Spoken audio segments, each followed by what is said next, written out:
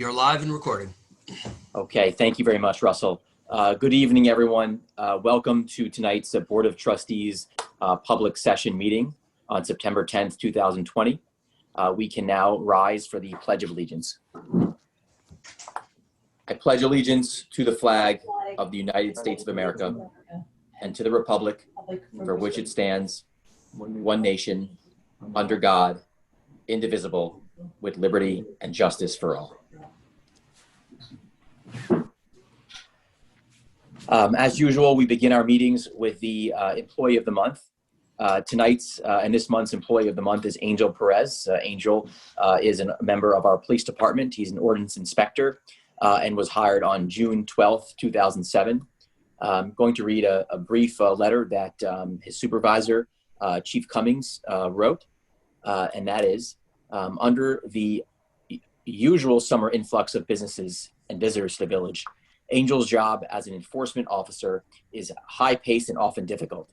An individual needs to be patient, have the ability to listen, communicate clearly, and most of all, be diplomatic. During COVID-19, Angel took on the additional and often complicated issues regarding social distancing, masks, and limited indoor seating. Angel Perez comes to work in a positive frame of mind each day and approaches his work with pride and professionalism. So that's a letter from Chief Cummings. Angel, congratulations on being Employee of the Month. Myself and our entire Board of Trustees thanks you for all of your hard work this summer. And as usual, I know you come to work very early and have a very tough job on your hands. So thank you very much, and we appreciate it. The next portion of our meeting is the public comment meeting. If anyone has public comment regarding our board presentation, it could be made after the presentation at that time or now. It's really your preference. So with that said, we're going to open up to public comment. If anyone does have some, you can raise your hand and we will call on you. And or it could be read if it was submitted to our village administrator, Russell Gratterville. I believe everyone who's here tonight wants to wait until after the presentation. Although I do see that we just had someone join. Lane, did you have public comment, or was it about the presentation?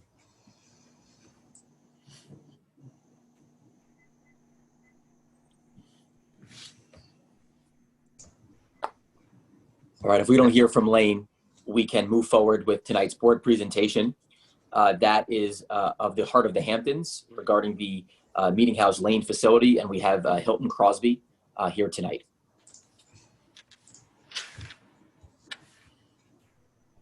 Hilton, it's all you.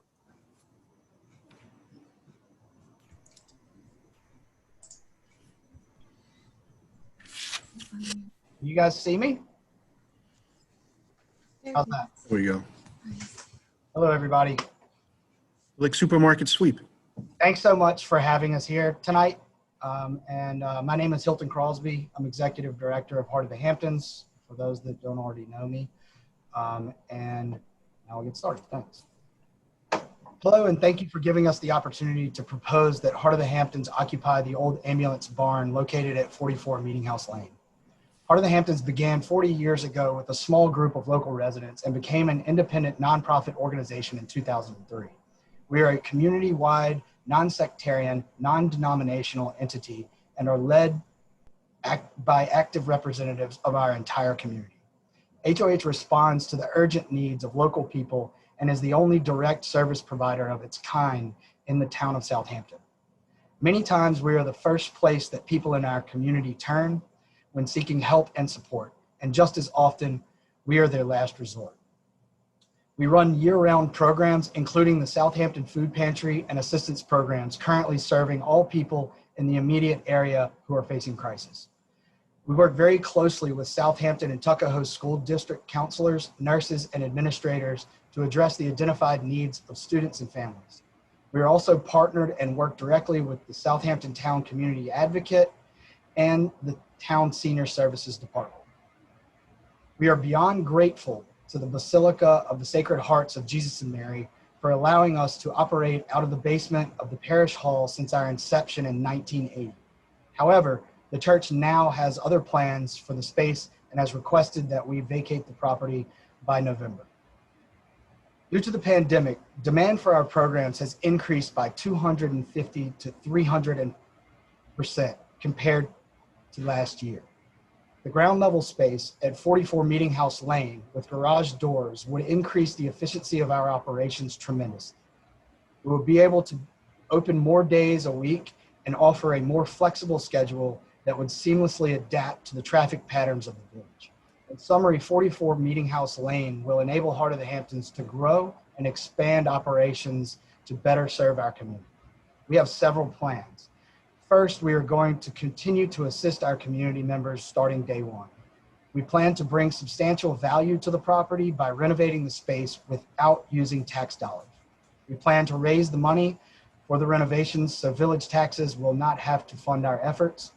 We will continue to educate people about food pantries and the impact of nonprofits have on improving the lives of our neighbors. The space will enhance our educational programs by being in close proximity to schools, churches, and other community-run organizations. The Heart of the Hamptons organization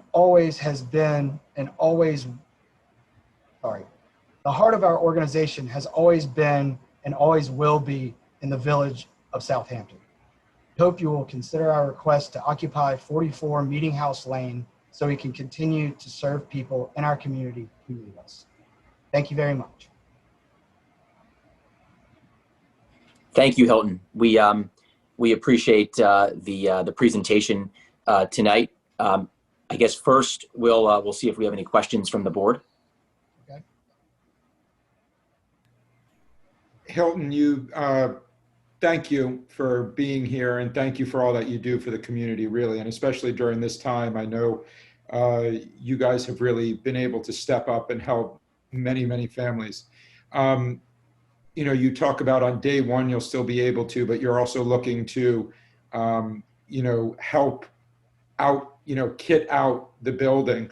What do you see your hours of operations being, and how many days a week do you see being open in the new space? So we would probably mimic our current hours of being here and available to the community through phone, email, and in the new space, potentially dropping by with some notice. Right now, we operate Monday through Friday. Our Mary Bell and Mary Paz generally show up around, that's our food pantry manager and the clothing room manager. They generally show up a little earlier in the day in case we have some deliveries or some things to get settled before we begin. And we generally close our day by 4 or 5 o'clock. And we are currently not operating on Saturdays and Sundays. So we generally operate during like regular business hours, 9 to 5. And how about then, so I mean, that's for when can the public access you as well? When do they get to come and see you? Okay, for now we're operating our food pantry distribution towards the public on Wednesdays from 10 a.m. to 12 p.m. and then also on Friday from 10 a.m. to 12 p.m. And our intention is to, on the day one comment, day one of us being able to utilize the renovated space to our, from the renovations. And part of our strength is our ability to adapt to the community and the village at large's commerce. And the part of traffic and things like that, we will be able to observe where we would best fit with our customers. And right now we're open for a concentrated distribution so that we can streamline our efforts to be, if you will, out of the way of the school that is above us, the church that operates throughout the week, the Spanish apostolate that we share the base with, in the basement with. We've shown or have a long track record of being able to adapt to the needs of commerce so that we can concentrate our efforts as to not cause issue as much as we possibly can. Great. Thank you. You're welcome. Thank you. Thank you, Hilton. Hey, Hilton. Hello, Kimber. Hi. Thank you so much for making this presentation today. I really appreciate you giving our community an opportunity to learn a little bit more about you. For those of you who don't know what a fine organization you are and how important you are to our community. In addition, I wanted to know, I think that this village board has supported you for how many years? If I go back, at least 15 or 20, it's gotta be. Yeah. Yes.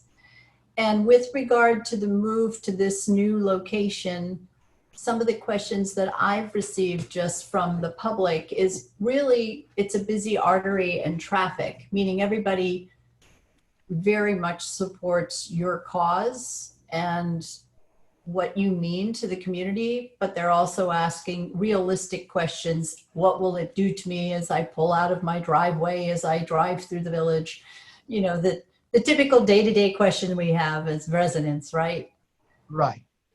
So before now, there was an ambulance barn there, which operated 24/7, had people occupying the building at all times because that's what's needed to operate a volunteer ambulance. Part of the Hamptons will only operate 40 hours of that week. If exigent circumstances come about, such as a pandemic, we may need to alter that. Yet we are able to adapt in light of these concerns. And the amount of people that we serve on average fluctuates. Right now during a pandemic, as I stated, we are at, our demand for our services has increased 250 to 300% of an increase, right? So before now, as of last year during this time, we were seeing about 30 to 40 families coming for services throughout a week, which is, if you have people come hourly, that's, one car load, if even a carload, because a household can, be, or families can, pick up grocery from us, in mass. Like if somebody's a proxy for another family, say they come to pick up, so it's two households or two families in one car, things like that. And the ability for us to do this, it's going to be during work hours, and the amount of time that people spend within the facility is very short. I would say 15 minutes maximum, and therefore we would have movement within the traffic in the area and the commerce. If we were able to locate a spot on looking at it from a different perspective, a time frame where we could concentrate efforts to get the majority of folks through, to more so be able to piece it out throughout the rest of the week, if you will, then that could be doable as well. We have no intention of affecting traffic patterns within the area, and we can work with our customers and staff and volunteers to be able to formulate procedure around that as we are there, to be able to adapt to what's needed. If I may, Hilton, Yes. to Trustee Allen's point there, again, I was going to ask her, I've been addressed, and then you and I have discussed this, and I know people are going to ask it. So a little more specifically, Okay. like you pointed out, the use of it is a volume use of emergency vehicles, pardon me, and volunteer personnel. Do you foresee on a daily basis during the business hours less use or more or similar? And the condition about, again, like the traffic flow, who's coming in, like what are the height of the hours, 10 to 12, 12 to, I think people just I don't think a lot of people are aware of your hours of operation and what they've been in your current location. Pandemic notwithstanding, under normal because I do like to think we will eventually get back to some form of a normal, whatever the hell that may be. Right. You know, what's the volume? Because I think people, and I believe there is a communication that will be read shortly, addressing again, you know, traffic concerns, density concerns, parking concerns. So maybe if you could just, for the public's sake, elaborate a little bit on what the parking situation will be and what you've discussed with that as far as how to alleviate that. Because I think some people are concerned about where, one, your employees and people coming for services, how they're going to park and go. So could you just elaborate a little bit on that? Sure. Personally, I live within bicycle distance of the place, so my vehicle may or may not be a problem unless we need a pickup truck. And as for other people that are coming to park in the area, as from what I understand, the village allows people to park in that area and without restriction, right? Okay. Yep. So the people that are coming to Heart of the Hamptons are like, you know, have the same abilities of everyone else in the village to be able to park in these places.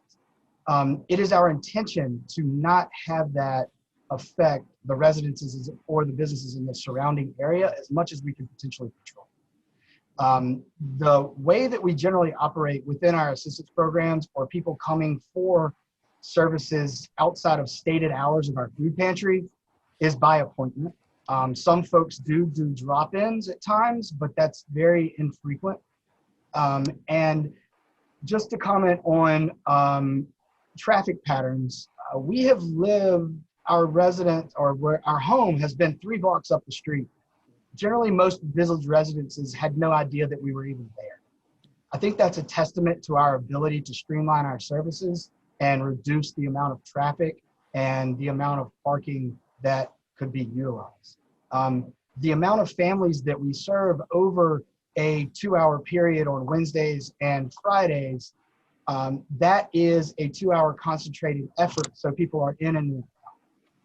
And so the amount, it's not that all of these folks are descending upon us at one time in one period. People are coming through in a pretty orderly fashion. And as Chief Cummings probably knows, we've also had the Southampton Village Police during the pandemic assist us with traffic patterns and try to kind of move people through. And just, I don't mean to be crass or anything, but it seemed as though like Officer Stetler and I believe it was Officer Cunningham, I could be wrong, that helped us out with these traffic patterns. They were there to support us, but moving traffic through with a couple of exceptions was not necessarily an issue. So during the height of the pandemic, we were able to move traffic through effectively, and it didn't really affect any traffic patterns in the area. Good. Well, that's good. It's good you pointed that out, especially under normal circumstances, that it's a staggered flow of people. So I think there's a little misconception about that. So I'm glad you pointed that out for anybody who may have concerns about that. And yeah, I'm glad you ride your bicycle. Very good. I have to air up the tires. To do a little more of that myself. Now I'll have more time to do it. Yeah, good for you.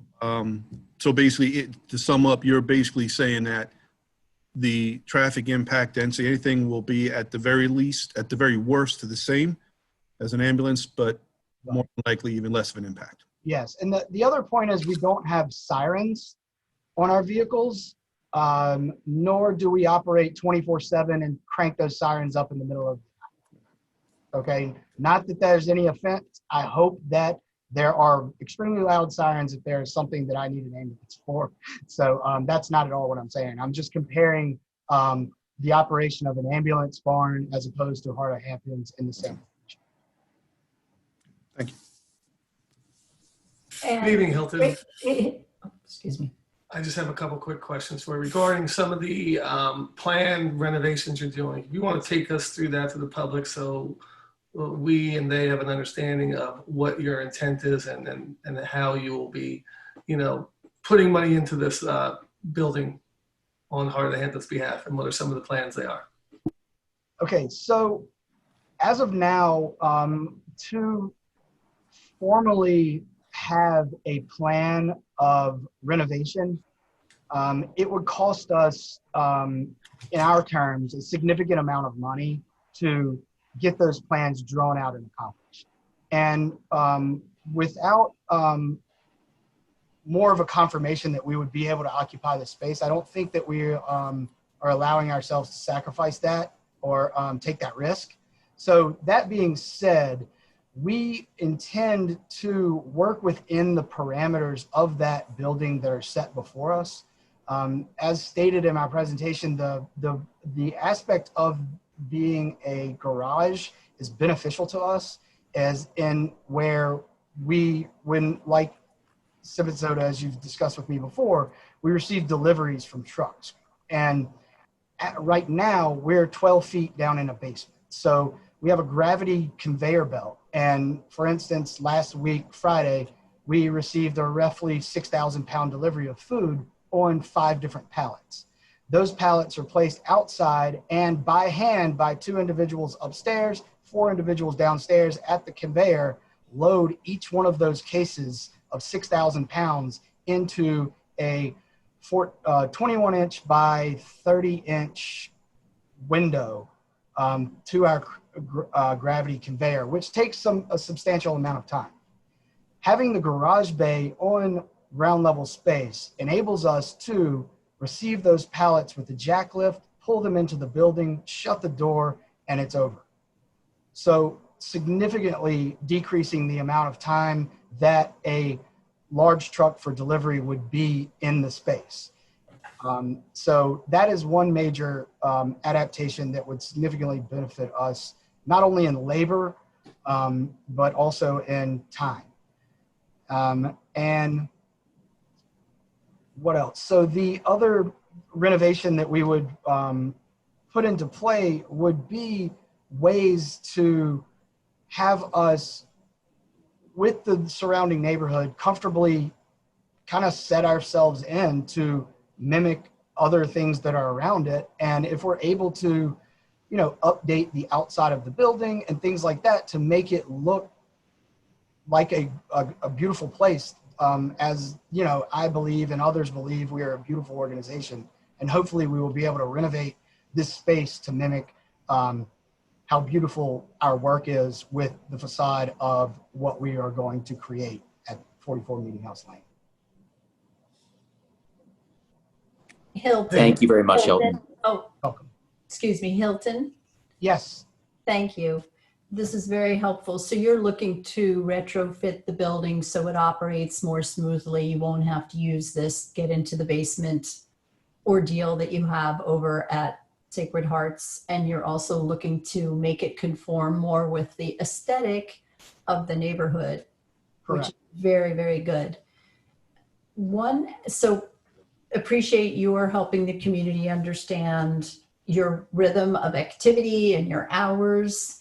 And when you had indicated in the beginning that you were looking to grow and expand, are you looking to add other components to your food pantry? I know you have a clothing shop today. Are there other elements that you see that you would like to add? So in that statement, where that lies is this space gives us a kind of an independent freestanding space compared to where we are now. We have 3 other entities, and then Heart of the Hamptons being a 4th on the campus of Sacred Hearts. Us having our own building to operate based on the ability to adapt to the commerce within the village will be a little more easy, because we're not going to have 3 other elements to consider within that, so that we'll be able to adapt to the concerns and considerations of the commerce there. Did I answer your question, or is that? So other than a food pantry, you'll probably offer the clothing. Right, sorry. So we have suspended our clothing room right now because we are in a basement and people are not coming here. And for right now, our plans are to potentially have a maybe a donated clothing part, but we're not focusing on our clothing program at this point. We do work with the schools and families to source goods for basic necessities, climate appropriate types of things for school children and whatnot. And in light of opportunity to expand and grow, meaning our ability to adapt and fit the need of like education and the growth of the community being able to be involved in something like Heart of the Hamptons as a nonprofit. Me, myself, and my wife, we have 2 boys, one being 4 and one being 7. I grew up in a smaller, or just like Southampton, a little bit bigger, Mobile, Alabama. And my family used to take me to the food pantry to learn about just what we are doing now at Heart of the Hamptons. And I hope to be able to expand that opportunity for the children and the people of this community to be able to understand how we can help our neighbors throughout America and beyond. And I think Heart of the Hamptons can be a source of education for that, for our children and the people of this community. So Thank you, Hilton. that's where a lot of the growth can come. The last question I have is, you obviously are making an investment in this to make it look better. And to do that, you need a period of time to get a benefit back on your investment. What is your thinking around the lease period? So And sorry to keep peppering you with questions, but you're doing really well. fine. No, questions are good. It's the prepared speeches that stumble me sometimes. What was that one again? Obviously you need a stretch of time on your lease to get a payback on the amount of money you're investing to, reconfigure it, make it look nicer. Exactly. What is your thinking on the lease period? Because that's another question that some of the residents have asked. Well, I would hope that the Village of Southampton would want us there for a very long time. And we would like to continue to call the Village of Southampton home. And we hope to be able to prove to the village and its residents that they will want us there. And the majority do. So in that regard, as stated before, we have not invested the money into figuring out how much money and types of things are going to be needed to make this happen for the community. We have been investing into the community for 40 years. We plan on continuing to do so. At this point, we invest about $450,000 into this community every year. We've doubled that this year. And so we're used to this, and we're used to investing in this community, and we continue to do so as an economic stimulus, as an educational stimulus, and a stimulus for good, and a stimulus for solidarity for the people of the community of Southampton. So in short, we're gonna have to raise some money, and we don't really know the people that are helping us out, that have agreed to help us out with this. One, Jay Andriassi, and another of Wright and Company Builders have agreed to work with us on this. And we're also working with Chalif and Rogers Architects. And these are all very reputable individuals who have worked with municipality many times over, and they are extremely experienced in this, hence us being able to enlist them. And folks like Wright and Company, Chalif and Rogers, the Andriasis are huge supporters of nonprofit efforts to bolster our community and educating and helping its own. So we are fully confident that these experts will be able to help us in this endeavor to figure out how this is going to best work. As far as the timeline for our lease, right now that's on the table, we have a 30-year lease agreement with 10-year reviews. And as far as I understand, we're still in negotiations with this license agreement, and we are going to be able to filter this out as negotiations come about. Thank you. You're welcome. Thank you, Hilton, and thank you to our board for all the questions. That was quite extensive. And so I don't have any specific questions, but looking forward to hearing comments from our community. The only thing I would add is, this is irrespective of this discussion, and Gary, I'd like to chat with you offline about this, but we've heard actually some comments from some residents on Meeting House about some of the bumpiness in the road and some noise that trucks make when they're driving down. So maybe this fall we can work together with the team to make sure that we can kind of flatten out the road a little bit. And then Chief Cummings, we've also gotten some inquiries about some traffic and speeding on Meeting House. So would love to chat with you, after the meeting as well, just regarding how we can help regulate some of the traffic to make sure that people are driving the right speed limit. But that's just some comments we've heard from community members outside of this conversation, but wanted to thank our board. So with that being said, if there's anyone who'd like to make comment regarding this presentation, you can raise your hand on Zoom and we can get to you. We also have several communications from the board. We've got 5 comments that can be read by our village administrator, Russell Cratterville. So we'll open it up with any public comment, and then if there is none, then we can move to the communications to the board.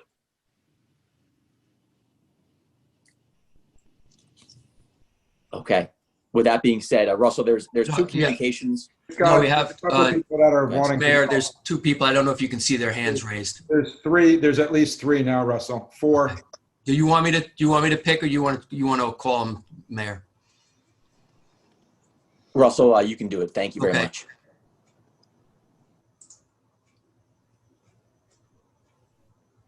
Okay. Bonnie Cannon, I think we can hear you. Okay. Good evening, everyone. And I'm just here to pretty much, I forgot, my name is Bonnie Cannon, and I reside at 54 Miller Road in Southampton.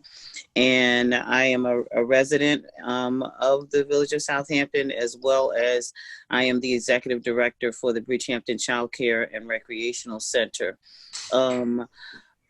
I know that this pandemic has really basically showed us, what is needed when we talk about food insecurities.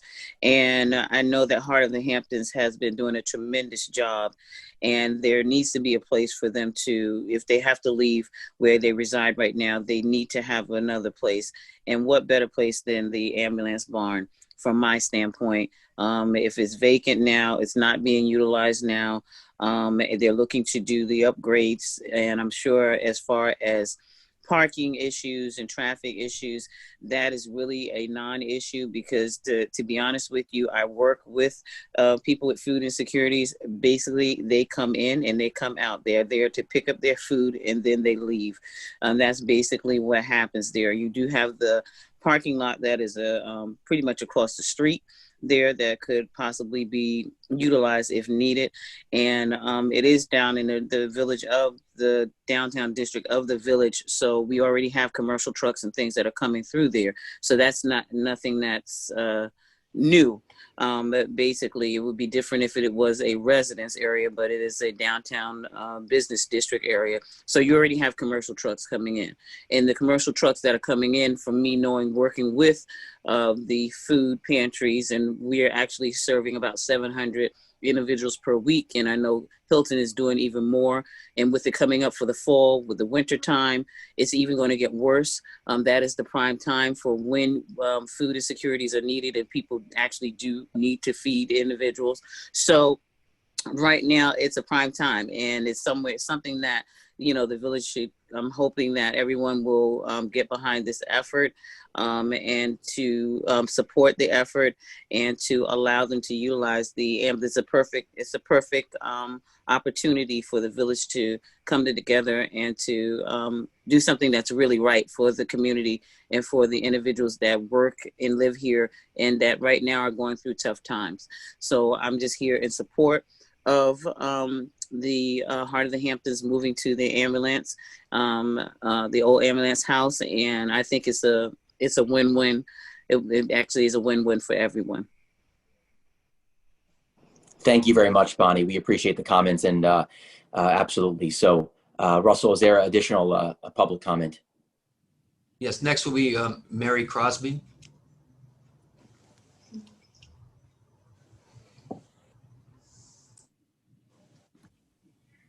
Hello? Hello, Can you hear me? I just cut out for a second there. we can hear you. We Okay. can hear you. I'm Mary Crosby. Full disclosure, I'm Hilton's wife. I've never seen him on the hot seat like that before, so that was kind of exciting. I am here to also speak in support of Heart of the Hamptons, as Bonnie has done so nicely, and Hilton as well. I think we all know that the need for the services that Heart of the Hamptons provide has just grown exponentially since March. I also just want to comment on what I find to be the most difficult challenge of the current space that HOH operates out of, which is accessibility. Because they're in a basement setting, this space is just not accessible to many people. Elderly volunteers, staff has difficult time. If we're talking about educating the next generation on nonprofit organizations and giving in our community, but we can't get people into this space because of accessibility issues, we're really failing our community. So, and as Hilton said, it also creates incredible operational inefficiencies that mean 4 hours of work take 8 because of the basement setting. And lastly, sharing the building with a school creates conflicts with operating hours, parking, and also privacy for both of the entities. So I think it's really time for a move. I think the Meeting House Lane building is the perfect space for Heart of the Hamptons. And moving there will ensure that our seniors, children, neighbors, friends all have the assistance they need to survive what is truly an economic crisis in this country. I also just want to say, or it's sort of a question and also a comment, that I would really implore our elected officials to bring this to a vote as quickly as possible. I'm not sure how the upcoming election will delay and or interrupt this process that has begun tonight, but I think it's essential that it comes to a vote as soon as possible, because time really is of the essence. That space is needed by the church for a different capacity, and Heart of the Hamptons is really strapped in terms of what they can do and who they can serve until they can move into a new space. And so I think those are my final comments, and just thank you for having me. Good pitch. Thank you very much, Mary. Mhm. Thanks for being here. Great to hear from you. Russell, do we have another public comment? We do. Bringing on now.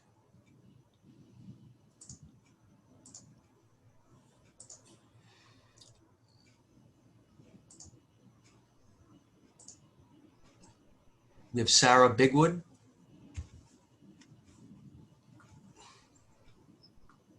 Hi. Can everyone hear me? Ken, but you're sideways. Here, We're sideways. sideways. Cool. Huh, interesting. Is that better? Better, Sarah. Thank you. Hi, I'm the Reverend Sarah Bigwood, and I'm the pastor at First Presbyterian Church. And I just want to thank all of the trustees and the mayor and Hilton for this great presentation tonight. Thank you for all that you've said and all that you do for our community. I am excited to be here tonight to share with you the excitement that I have for the possibility of Heart of the Hamptons moving into the old ambulance barn. As some of you may know, we've had a long history at First Presbyterian Church of a partnership with Heart of the Hamptons. Many of our members sit on the board, the current board of this organization. It has claimed a place in the heart of the people and the congregation of First Presbyterian Church. And as you heard tonight, during this time of COVID, we have learned just how important this ministry is to have in the heart of Southampton. So we know that this is important work that they're doing. We know that there are people who are suffering, and that suffering is being alleviated by Heart of the Hamptons. And so we know that this is important work, and we know that their current space just isn't doing it for them. And they're going to need to give that up at some point here anyhow. So this space that exists right across the parking lot from First Presbyterian Church becomes a wonderful opportunity, not only for Heart of the Hamptons to expand their ministry within our community and to do a better job of what they already do to care for our community, but also it's a great way for us as partners to be able to expand our partnership. And that allows us as a congregation to fulfill our commitments to following our faith and being able to see that that the hungry are fed. And that's an important part of our ministry at First Presbyterian Church. We know that all of their organizational efforts are done at a time that does not conflict, obviously, with church services or any kind of church activities. Most of the activities that we would have in any kind of populated way happen in the evenings or on the weekends, certainly Sunday morning being our biggest gathering time. So we know that the parking lot will not necessarily that we will not be affected if they are using the space that in the parking lot there that we would share between the two buildings. And having been here now a year and a half, I do know that the times in which they operate are the times in which the parking lot is, generally speaking, the least filled.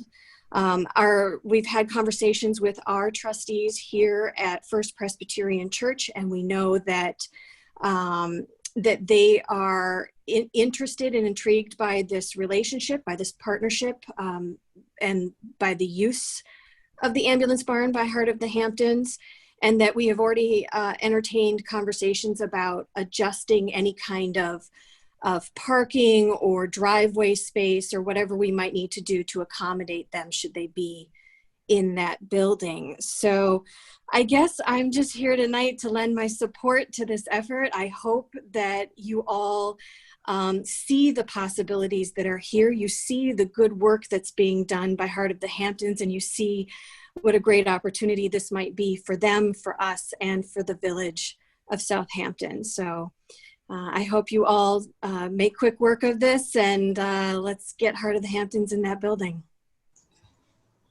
Thank you for letting me be here. Thank you very much for participating, and welcome back. So I believe, Russell, we have, thank you again. I believe we have one additional public comment before the communications to the board. We do. Trustee Polaro says two. W. Patrick Edwards should be joining us.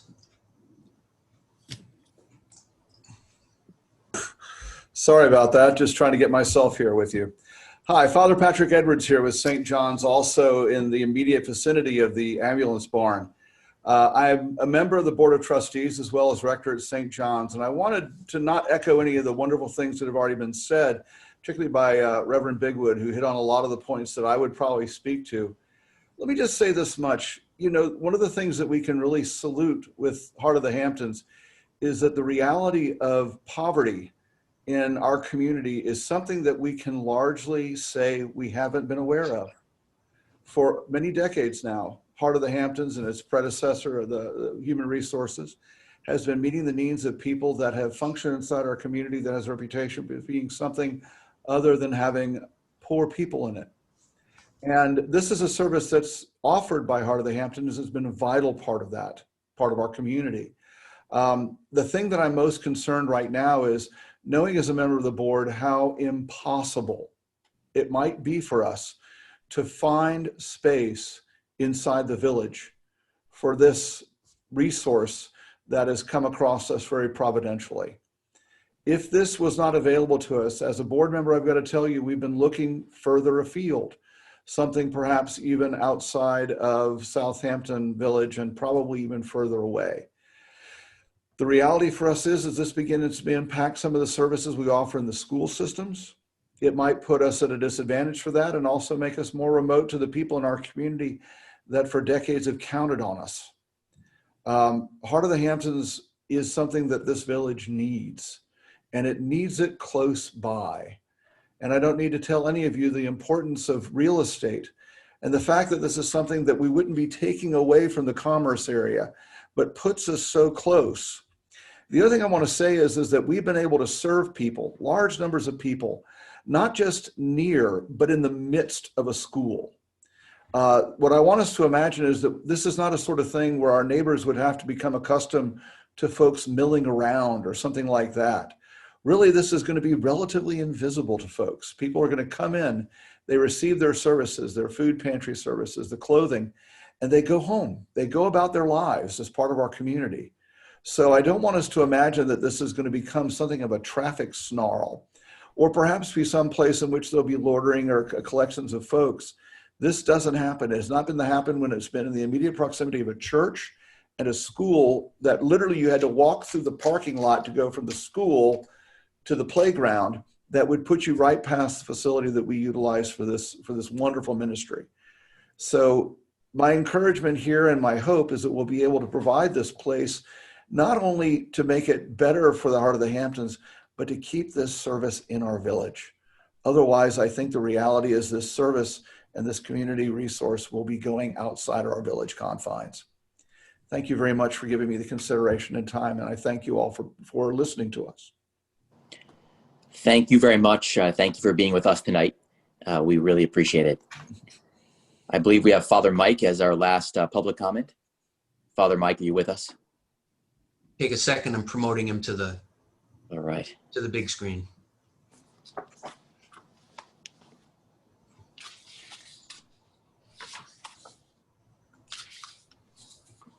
Well, good evening, everyone. Thanks very much for giving me a minute to talk to you.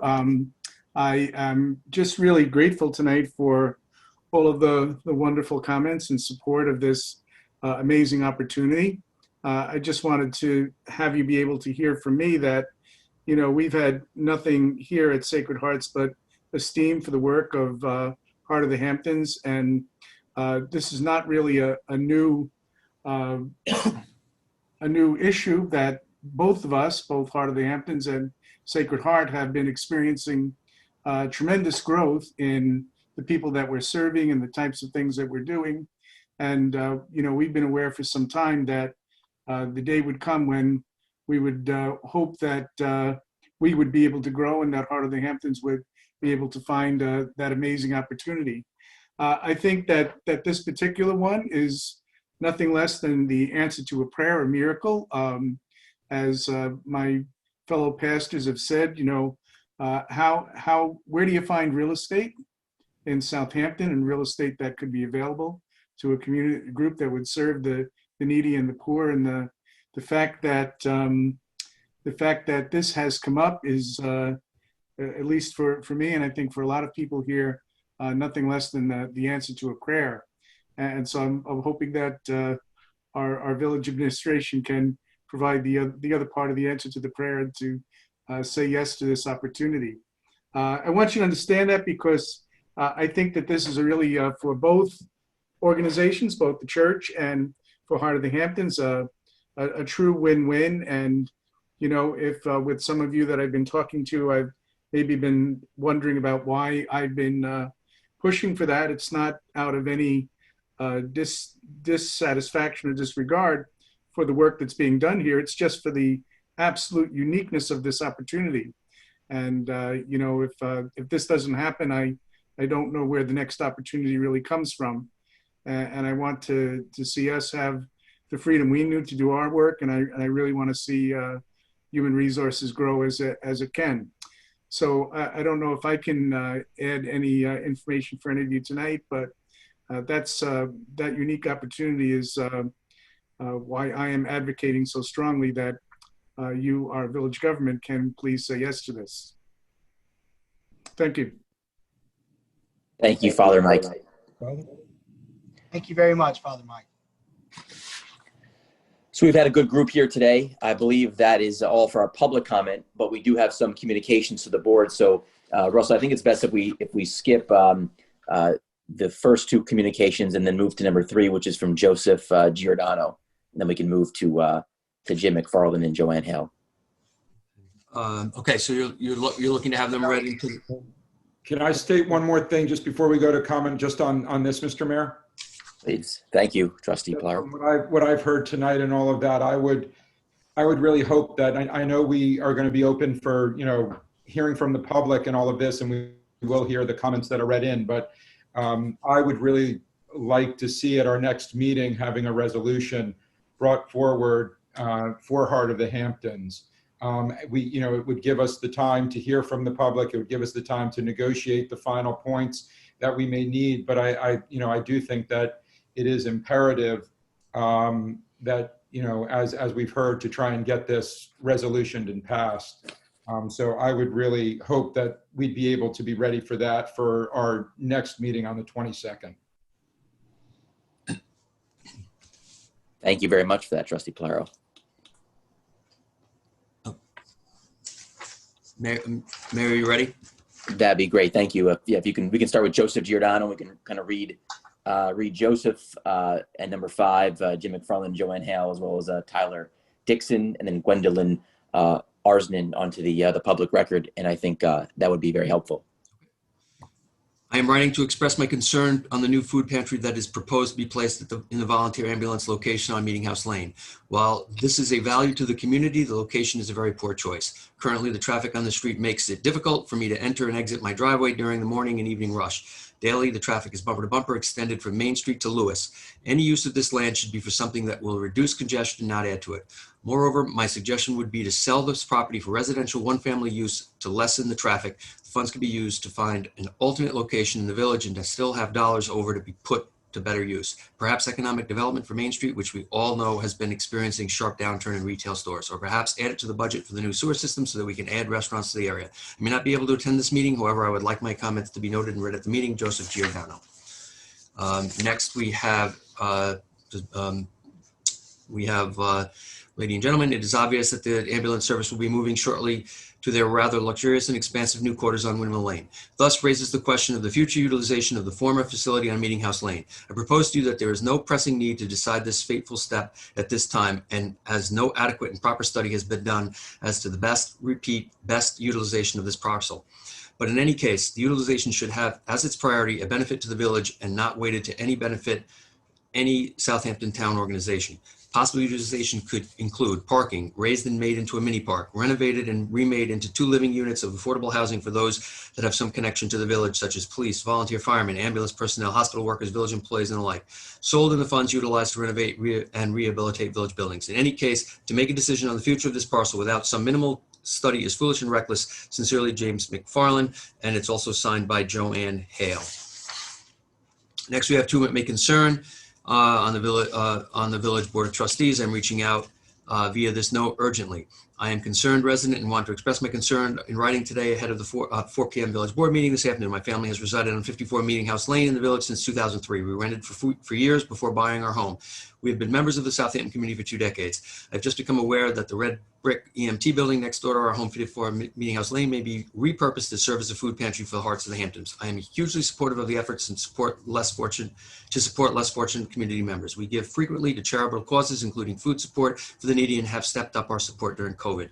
We feel lucky to do so. However, we do not believe the location is an appropriate place to put such a facility to support this worthy cause. I want to ask you and other decision makers to give appropriate time and consideration to study this matter before making any decisions. First, the street's primary purpose is to serve as a thoroughfare for residential traffic. Traffic is already heavy and gets particularly congested at rush hours. It also backs up significantly when Hamptons Road is congested. A food pantry would compound traffic problem. Second, the parking lot adjacent to the Presbyterian Church already serves the community broadly by providing parking overflow from Main Street and attracts a lot of extra vehicle and visit traffic. A food pantry would create additional congestion. Third, Meeting House Lane is an area under consideration is an historic site. It includes America's first Presbyterian church going back to the time the town was founded. Southampton History Museum, including 12 historic structures. A food pantry does not fit naturally in this setting. Fourth, as a resident who's paid taxes for decades in support of the town, I further believe that the food pantry next door to my residence would meaningfully reduce my property value and similarly reduce the property value of my neighbors' properties. Meeting House Lane is a residential street. It is not an affluent street relative to many others in Southampton. However, the people who reside there have worked hard to afford the opportunity to own homes in there and deserve the right to protect their values. A food pantry would not be fair to my family in this respect. Lastly, there are better locations of consideration for Heart of the Hamptons than this location. It is a worthy institution that deserves community support, but it is not a village institution and do not need to be located there. Given these considerations, I felt it was important to reach out to raise this concern and to object this potential approach. Thank you very much, Tyler Dixon. And finally, we have, for 24 years, I have worked as a school counselor in Southampton, Heart of the Hamptons. Southampton, How to the Hamptons has been invaluable to the function of my position of assisting families and children in need. They are accessible at any time and in so many capacities, making my work easier and the lives of those I serve better. Because of them, I have children who have basic needs met, who can now focus on learning and just being a child. When in need, parents can count on them to come through. It is truly an organization helping its community. Being able to have a space to continue this work is vital and essential. Keeping them in the community where all in the community have access to them is equally as important. If there is any way they can utilize the old ambulance building to continue their tremendous work, I hope you will strongly consider this. We should support the Heart of the Hamptons, who has been supporting others for so long. Respectfully, Gwendolyn Ornstein. Thank you, Russell, for reading that. I just want to make sure if there's any additional people or guests tonight who would like to participate in this, you can raise your hand. If not, we can move forward to close this board presentation, and then we can move to our public hearing tonight. So I'm just checking the attendee list. Does not look like there's any additional hands that are up. So I just wanted to thank everybody. I wanted to thank Hilton Crosby for the presentation tonight. I wanted to thank our board for their participation, as well as everybody who also has participated and given their public comment tonight. So with that being said, we can move forward with the public hearing. The public hearing tonight is a local law, outdoor lighting, otherwise known as dark skies. It's been something that has been put forth several years ago, actually, by the Planning Commission, but our village attorney could speak more. So with that being said, I'd like to make a motion to open the public hearing. Is there a second? Second. Second. All in favor? Aye. Aye.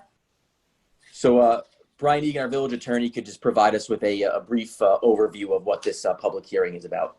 Sure. Thank you, Mayor. Good evening, members of the Board of Trustees.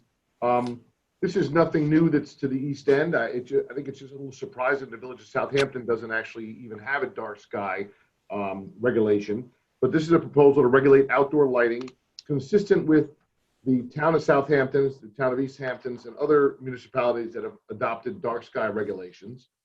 It's to protect the sky and light pollution, and also regulate glare and all those things that go into it. Electricians are familiar with it. Lighting suppliers are familiar with it.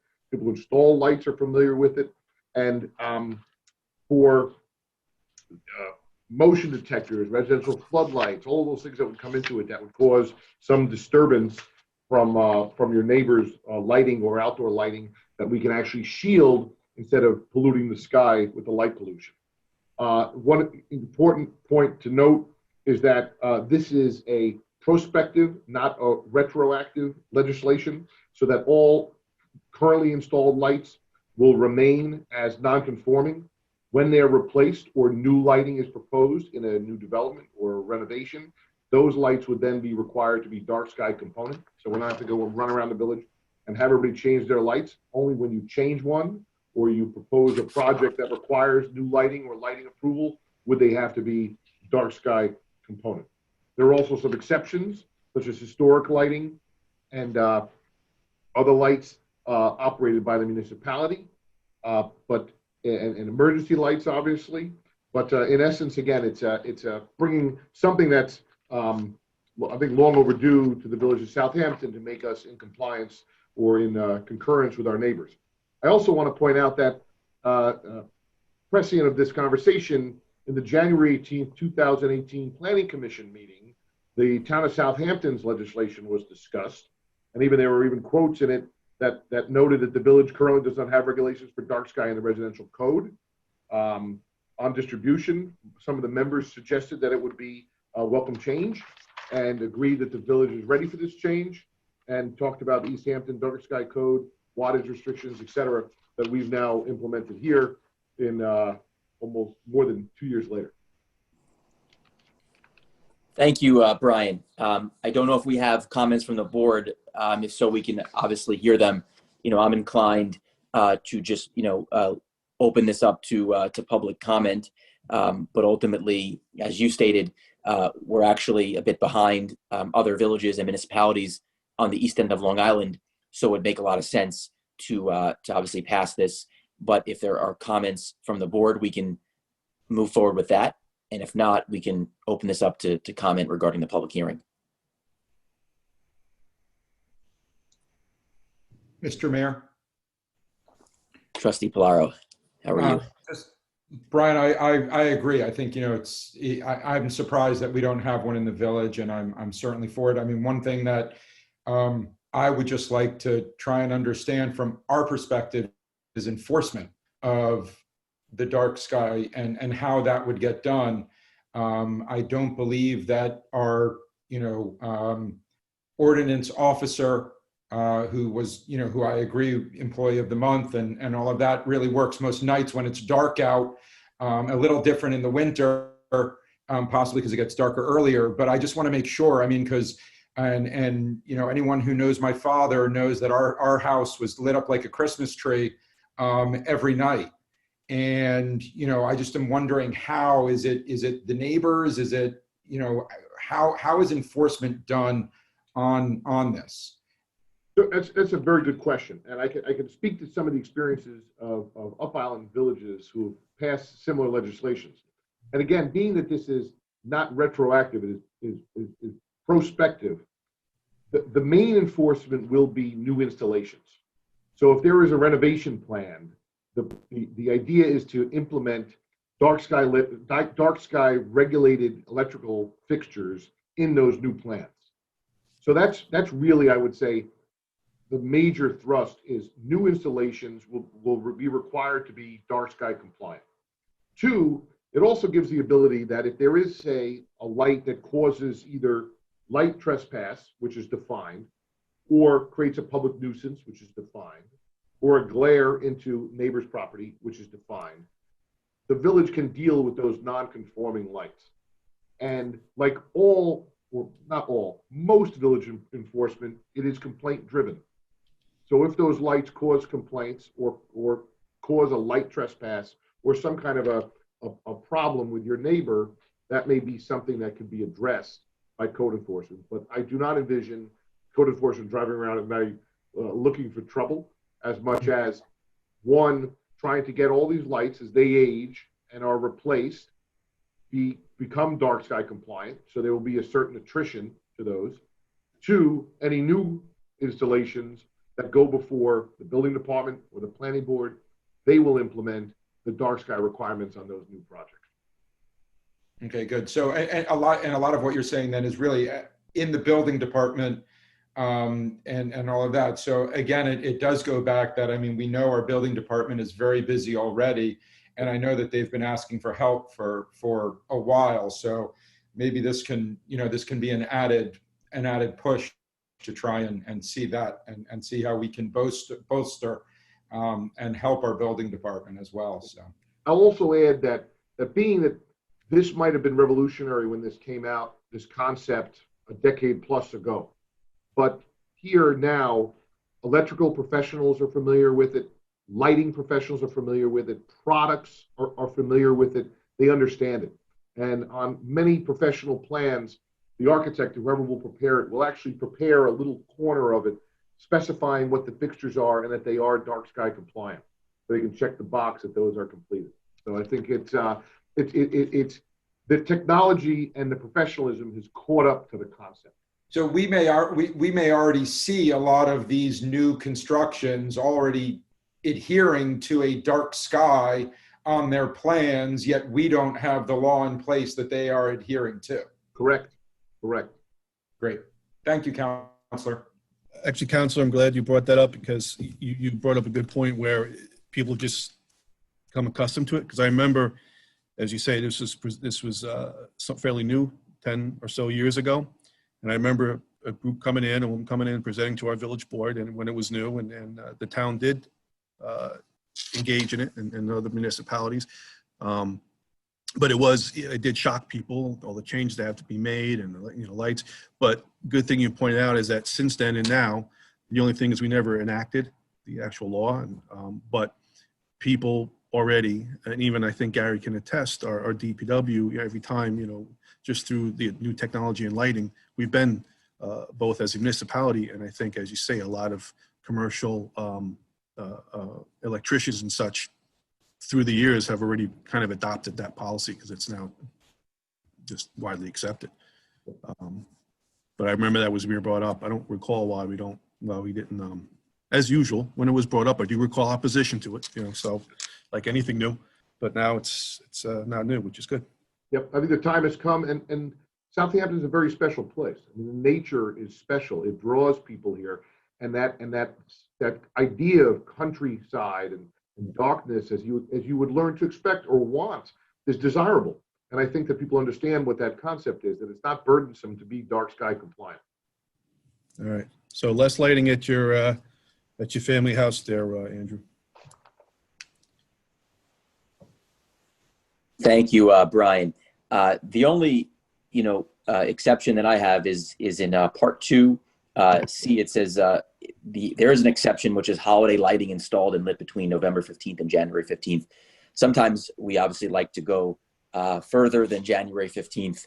And then on top of that, when we've done Southampton in the streets, for example, we've heard people mention it'd be nice to see some lighting throughout the year. So is there any way as we move to hopefully adopt this that we can work on that specific exception so that if the village chooses to extend holiday lights past January 15th, for example, that we're not in violation of our own law?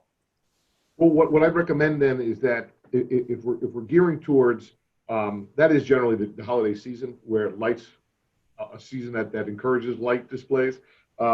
We may just want to add an exception to that C for municipal displays.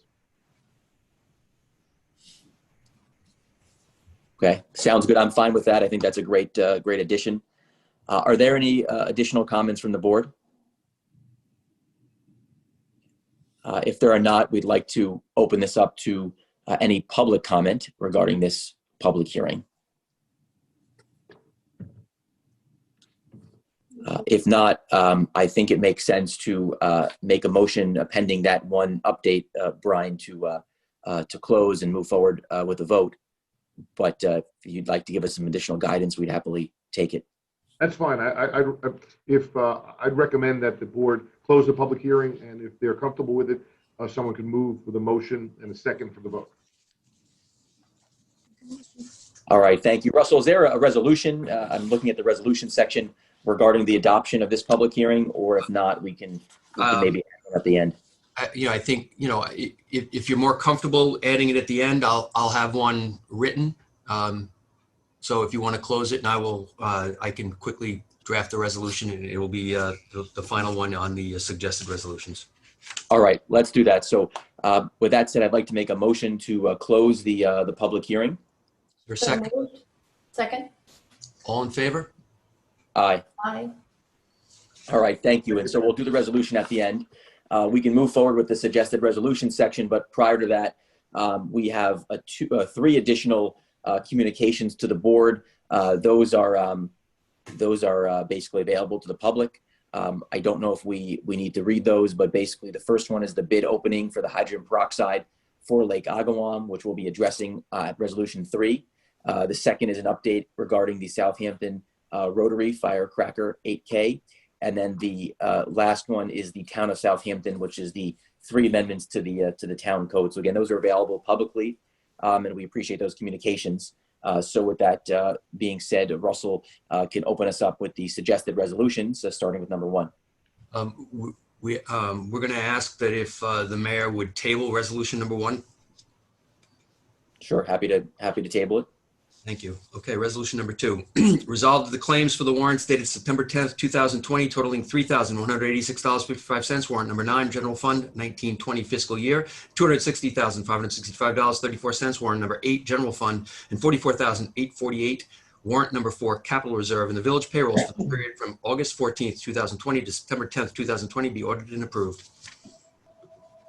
So moved. Second. Second. Russell, is there any one of these expenses that worth highlighting? Obviously, they're available for us. There doesn't seem to be so many any out of the ordinary, but if you can just maybe compare this to how we're doing versus last year, that would be helpful.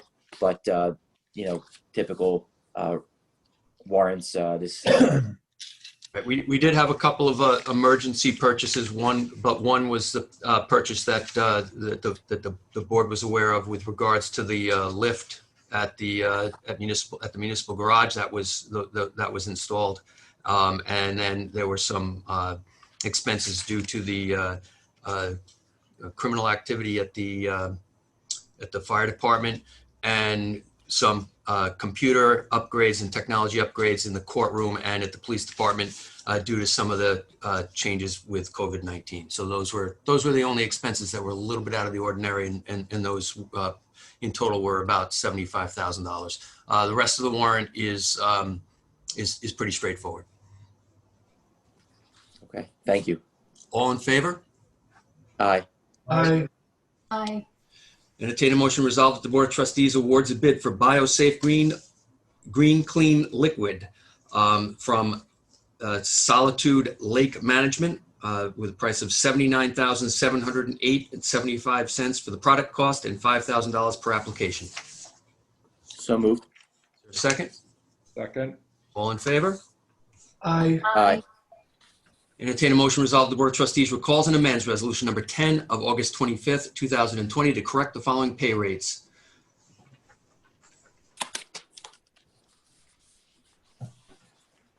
Russell, do you have those pay rates? Okay, it's Emmett Wetter, Griffin Schwartz, and Turner West to $14 an hour. So moved. Second, Second. all in favor? Aye. Aye. Entertain a motion resolved that the Board of Trustees hereby authorizes a beach cleanup at Old Town Beach by the Surf Rider Foundation on Saturday, September 12th, 2020 from 9 a.m. to 11 a.m. So moved. Is there a second? Second. All in favor? Aye. Aye. The mayor makes a motion, be it resolved that the Board of Trustees hires Devin Holzman as a school crossing guard at a rate of $16 per hour effective September 11, 2020. So moved. Second? Second. All in favor? Aye. Aye. Entertain a motion resolved the Board of Trustees accepts a donation of $250 from Lori Rose in appreciation of a lifeguard save at Cooper's Beach to be earmarked for the Southampton Village Ocean Rescue. So moved. For a second? Second. All in favor? Aye. Aye. Thank you, Lori. Entertain a motion resolved that the organizational meeting of the Village of Southampton be scheduled for Thursday, October 1st, 2020 at 3 p.m. and will be taking place via video conferencing. The meeting will be live streamed and a transcript will be provided at a later date. So moved. Is there a second? Second. All in favor? Aye. Aye. Entertain a motion adopting a local law, adding section local law number 8 of 2020, adding section 116.13.1 to articulate Article 3 of the Village Code to regulate outdoor lighting. So moved. Is there a second? Second. Trustee Yastrzemski. Aye. Trustee Allen. Aye. Mayor Warren. Aye. Trustee Parish. Aye. Trustee Polaro. Aye. Thank you, everyone. We can move to the concluding portion of our meeting. Comments from board members, as usual. First is Trustee Yastrzemski. Thank you, Mayor. If you guys will indulge me for a few moments.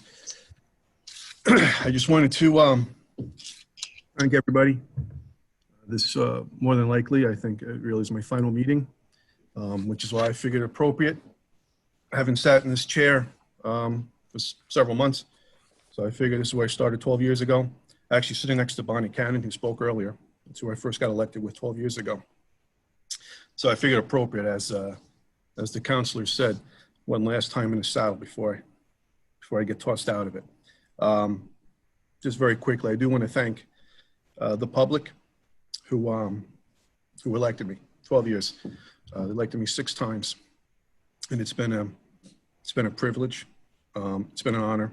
I was brought into this 12 years ago, really not planning to do it, but I was brought in by Mark Epley and other board members at the time, and well, been here 12 years. Public, again, privileged to serve. I've never taken any part of it lightly. I've always taken it very seriously, along with every other board member. It's not for everybody. It's not supposed to be for everybody. It can be tough at times. can be a thankless job, as a lot of people have said to me and all of us along the years. And it can be, but it is more thankful than people realize. You do get, I personally have never done this, and I don't think anybody really does, for any medals or personal recognition or pats on the backs, but you do get them, and they are nice when you get them. So again, I thank the public, the residents of Southampton Village, for having elected me to be their representative as a trustee for this village for 12 years. I've seen a lot of, while sitting up here, I'm sitting as I'm looking, everyone in these chairs I've seen move and rotate.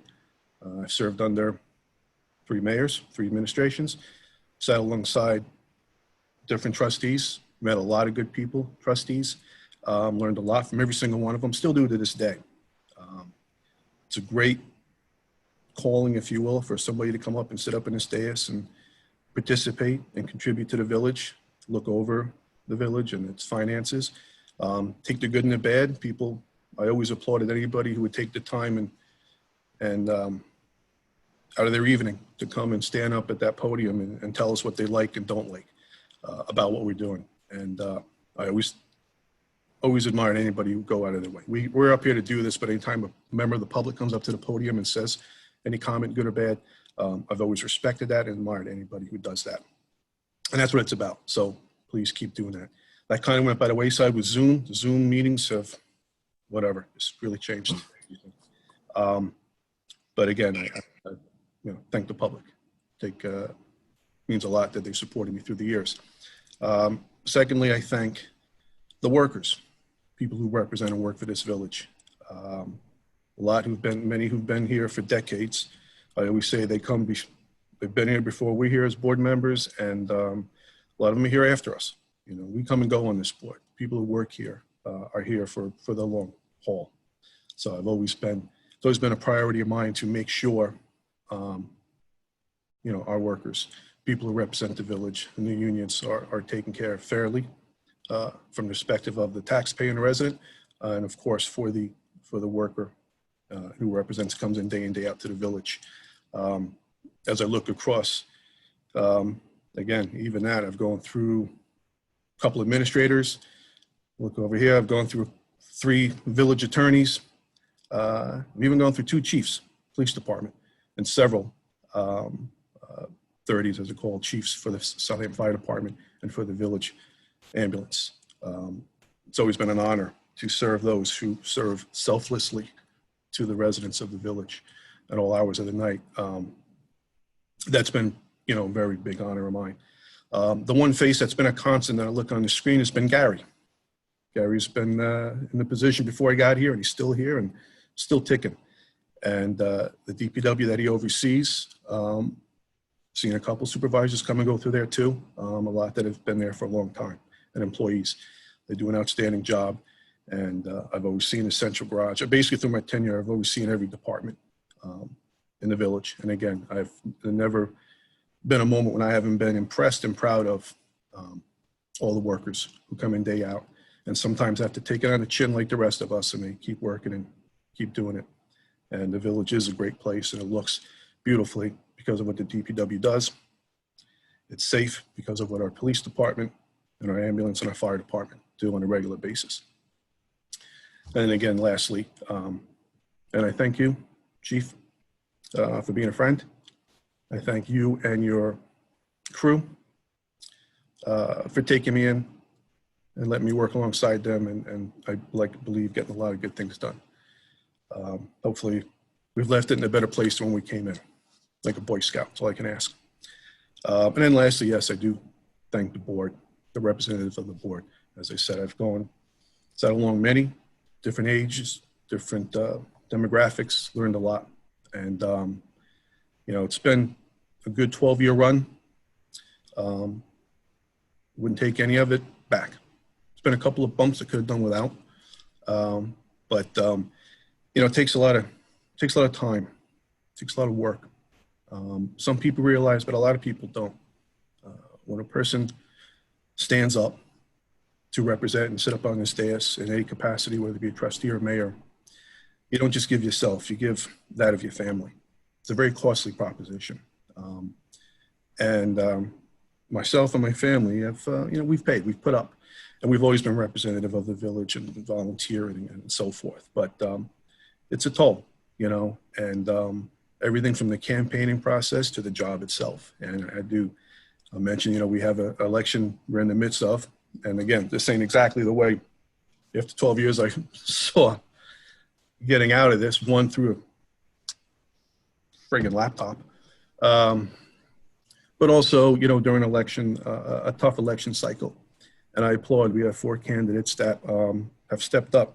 One, an incumbent that I've sat alongside here, Kimberly. You've done a great job as a trustee. I've learned from you as well. So thank you for putting with me and my things I've done and said through the years.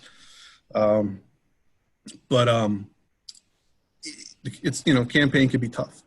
And we're in the middle of one, 4 good candidates. And it's a pretty tough one that I haven't seen in quite some time. We've been fortunate of having, let's say, an easier, quieter campaign for some time. But it's been some time since we had one with some contention here. And, this, like everything else, will pass. And I commend the 4 candidates for, again, putting up their time, their blood and sweat, because, again, I know what that's like. And more importantly, their family that have to go through this and listen to it and read it. Again, I know all too well what that's like, and unfortunately what my family was like. So, the tough stuff is there with the campaigning, and you hear bad things, but you also hear a lot of good things. So, my 12 years of doing this in this capacity, again, it's been a pleasure serving 3 administrations, 3 mayors, 3 different styles in the public, and wouldn't change it for the world. And I learned a lot. I met a lot of people that, quite honestly, I would have never met if I hadn't done something like this. So, again, I thank the residents for giving me the honor and the privilege.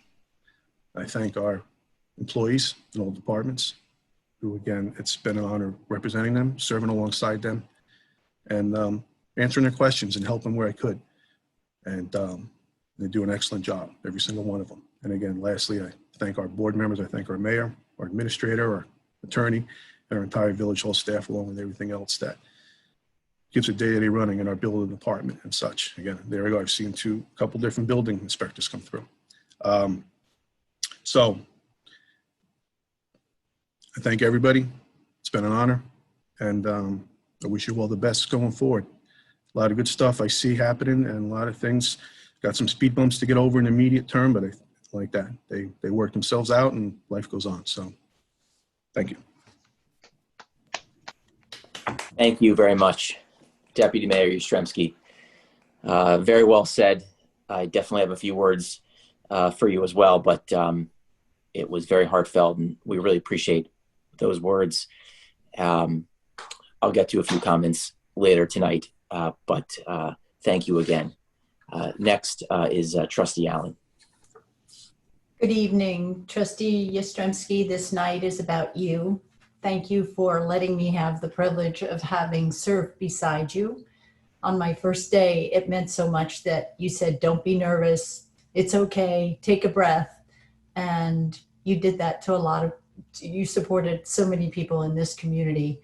A debt of gratitude for your 12 years of dedicated, selfless service, and your great sense of humor, not sharing that potato chip bag in executive session, your fantastic family, all the singing that they did and the performing that they did, all the uplifting moments that you gave us, and your institutional knowledge. So thank you. This night is about you, and I hope your next endeavor is wonderful and that you're surrounded by people that think you're great and appreciate you as much as we all did. Thank you so much. Thank you, Kimberly. Thank you, Trustee Allen. Next is Trustee Parrish.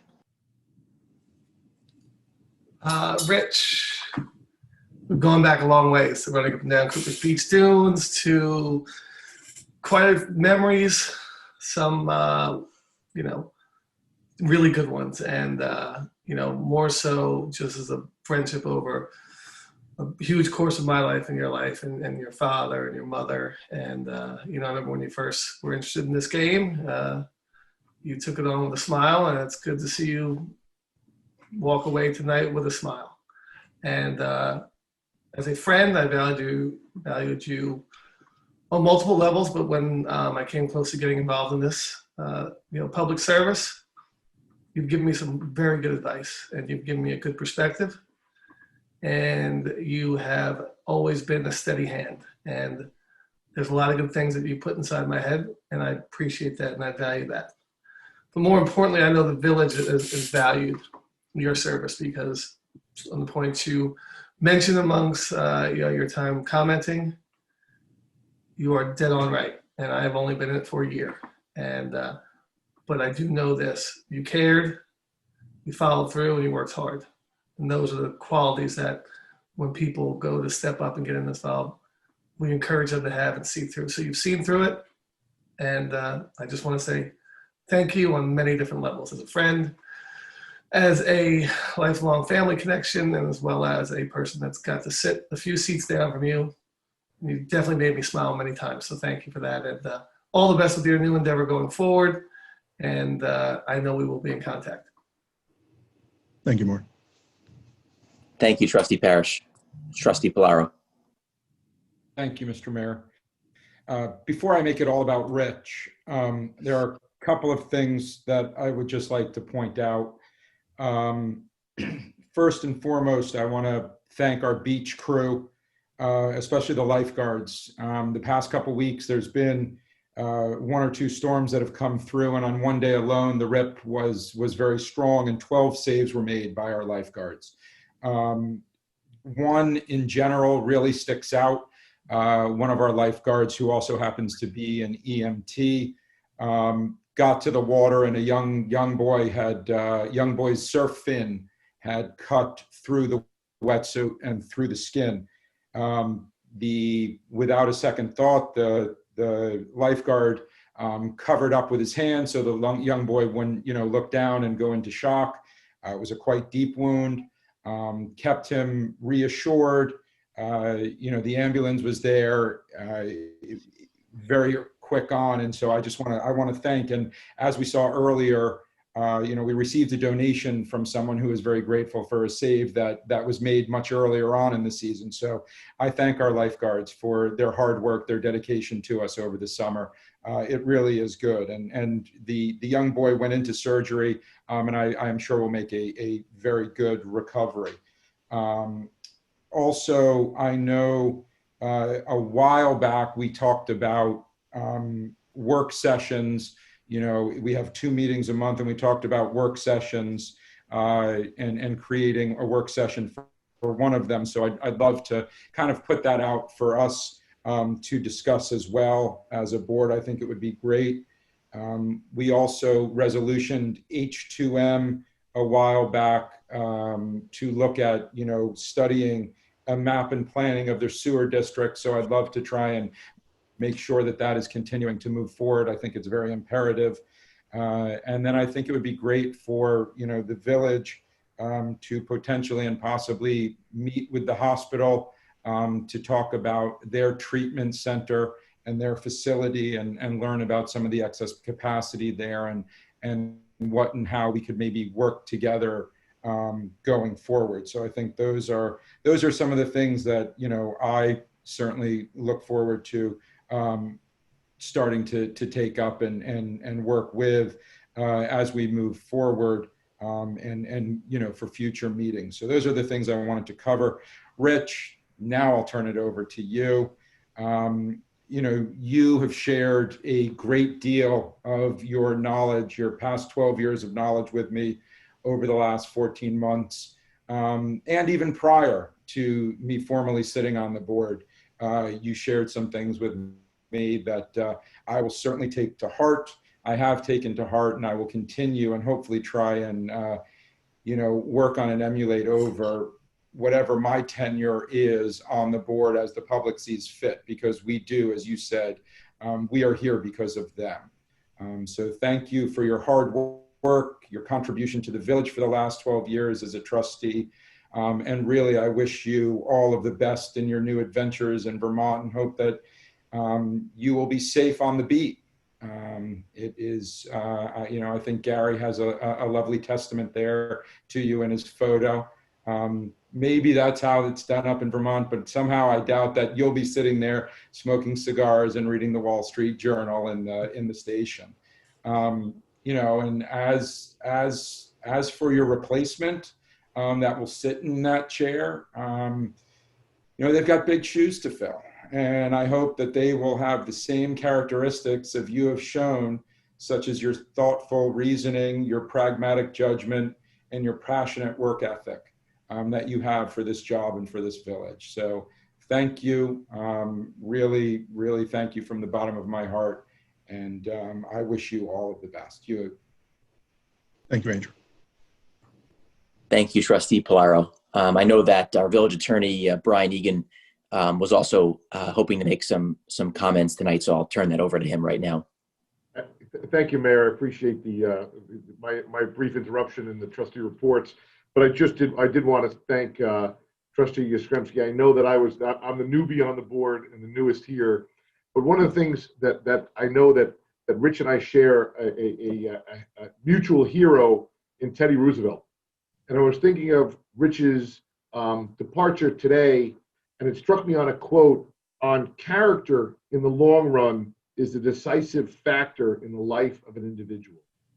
And I think from just even my brief time of serving with him, and everyone who has had a longer tenure with him knows that character is a major part of Rich's service to the village.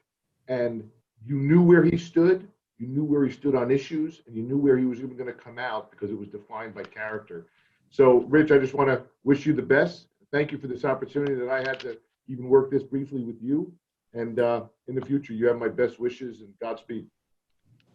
Thank you, Brian. Thank you, Brian. I'd like to conclude. I know that Bonnie Cannon has also asked to have some public comment at the end.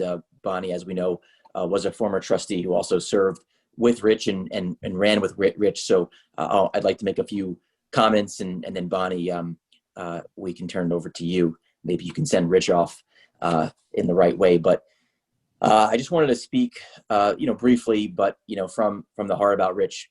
We've had an interesting relationship.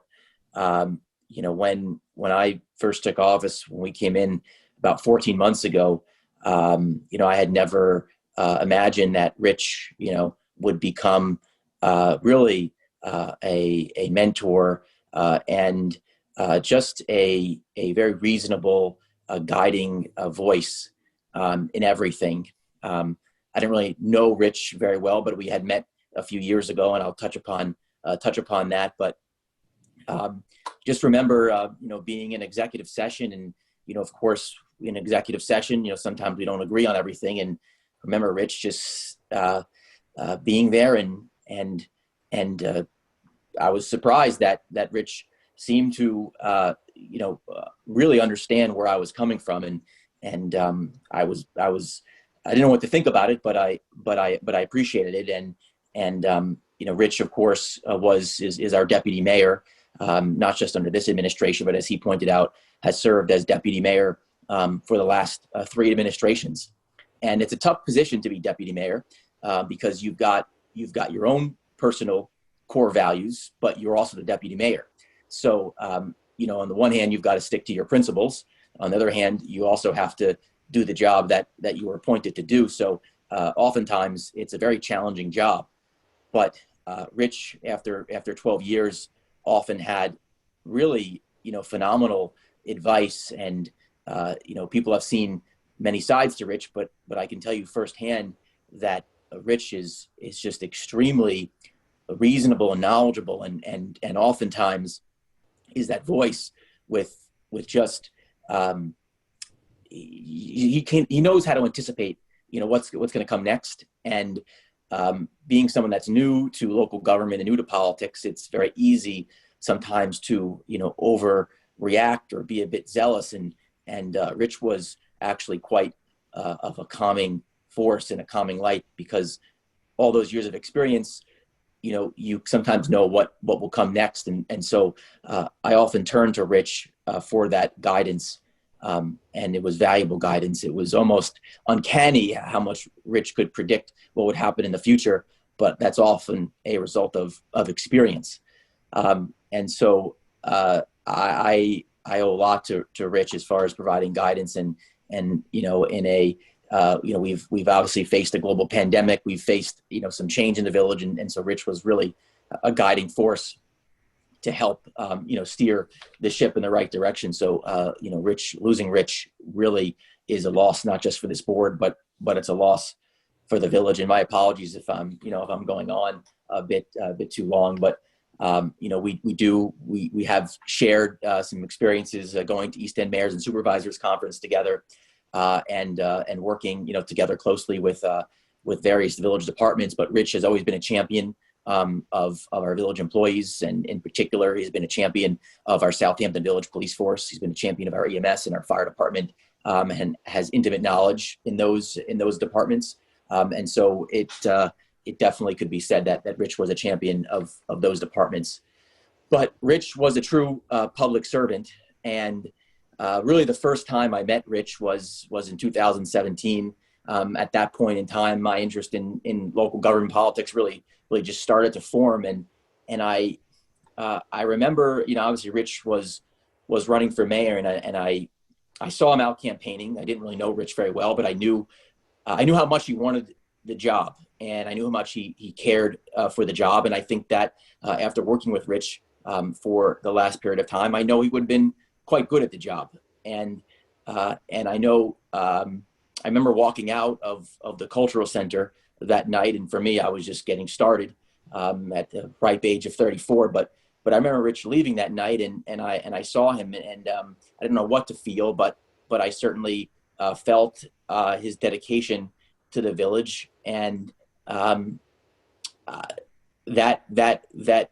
we didn't really exchange so many words, but just the passing by at that moment, I just was able to feel, I think a bit what Rich was feeling. And so I will always remember that, because I know how much Rich wanted to serve the village in all capacities. But I really appreciate what he's done. He's been a true public servant. He's loved his job, probably loved it too much.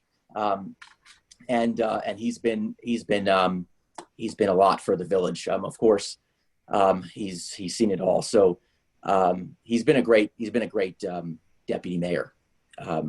I can definitely speak to that. He's been there. I like to stay up late, and sometimes it's hard to find another person who likes to stay up as late as I do, 1, 2, 3 o'clock in the morning. Rich is also there at 2, 3 o'clock in the morning. So he's also the person that I call then. But I'm hoping Rich, like John Elway, you know, can ride off into the sunset. And I just wanted to thank you for everything that you've done for the village, for our community, for me personally. And, you know, we hope to have you obviously involved moving forward.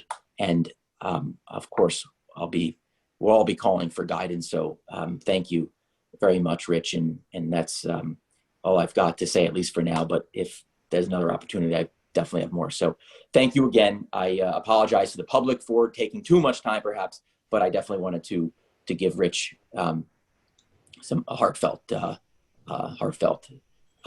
you know, opinion of what I feel here, kind of sitting on our Zoom meeting tonight. So thank you again, Rich. Thank you, Mayor. May I just say something quick? Please, Gary. No, if you don't mind. Yeah, like I say, I've seen a lot of trustees come and go, a lot of good ones. And Rich has just been this kind of guy who, it's just, he and I would have conversations about different departments, and it was just two Polacks sitting in a room. You know, we'd call each other Polak to our faces. He was always there and supported us. Even if he didn't really agree with us, we would have a conversation about an issue, and he would support you through it if you really felt strongly about it. And that kind of backing to us, and the stability of 12 years in all various departments, was real important to us. You know, Rich and I are probably the most un-PC guys on this video screen tonight. We would get together and we could talk about anything and not worried about offending each other or anything like that. I used to get these 2 o'clock calls from Rich, and we would have 2-hour conversations from Rich that would only really have 5 minutes of substance. It was just jocularity and other things around. And, I'm really going to miss that part of him, of being able to talk to him straight on, not worry about what I say or him talking to me the same way. And I think the board, we're going to have to find some kind of new comedy relief, because we lost Bill Hattrick and his good jokes. And Rich always put a smile on your face. So I don't know who's going to step up next. But Rich, it's really been a pleasure. And, we're going to miss seeing you here at these meetings, and missing you around in general. So I might have to come up in Vermont and look for you. Always welcome, everybody. Thank you, Gary. Thank you, Gary. So I know Bonnie wanted to make a final public comment before we adjourn the meeting. In our COVID era, and to streamline meetings, we've now done public comment at the beginning, but of course we can make the exception for Bonnie. And so Bonnie, we'll turn this over to you, and maybe you can send Rich off in the right way. Okay, can all you guys see me? Yeah, you can. Hey, Rich, how you what's doing? going on, Rich? You used to be right over here. I'm going to imagine you're sitting right next to me to my left. Surprise, surprise, surprise, surprise. Well, first off, I definitely wanted to say to Rich, you did it, man. You made it. You made it through, and now is your time. It's your time to enjoy your family, and spend time with your wife and your family. A lot of people don't realize that this is not just a meeting once a month type of a job. This is something where your service is called on above and beyond. People don't imagine what goes into, being a trustee, and being a trustee for over 12 years. You can imagine, a lot of things, unfortunately, are neglected and put aside. And Rich, you are to be commended for the job that you've done. You have done a wonderful job, and it's interesting because I tell people all the time, about you, and about if they really look through the outerness of you and look inside the realness of you, they would know where your heart really is. And your heart has always been with the village. And I'm glad that I got to know that part of you, and I got to recognize that part of you, regardless of what anybody says. I'll say that to anyone. Once you get to know, and I think I even had said that to the mayor, once you get to know him, that you'll know that he's there, and he will be by your side. He will support you, and he will give you very good advice and very good input. And he did. So, and he did not only did that for the mayor, but he's done that for others, as others have contested. So, Rich, job well done. Now it's time to enjoy life and have a good time. There is life after. I'm a testament to it. There is life after. And you will look at that life after and say, wow, I enjoy it. So thank you for the service that you've done. Thank your family for the allowing you to do this service. And they are to be commended as well. And the community needs to thank you as well. So good night. And I love you. Yeah. Okay. All right. Good night. Thank you, Mayor, for the opportunity. Thank you, Bonnie, for the kind words. And once again, thank you, Rich. Thank you for everything you've done. And it is bittersweet because I will now make a motion to adjourn, or you know what, Rich? Why don't you do the honors here? Motion to adjourn the meeting. Your second? Second. All in favor? Aye. Aye. Aye. Thank you, Rich. Thank Thank you, you. guys. Better Good be night. good.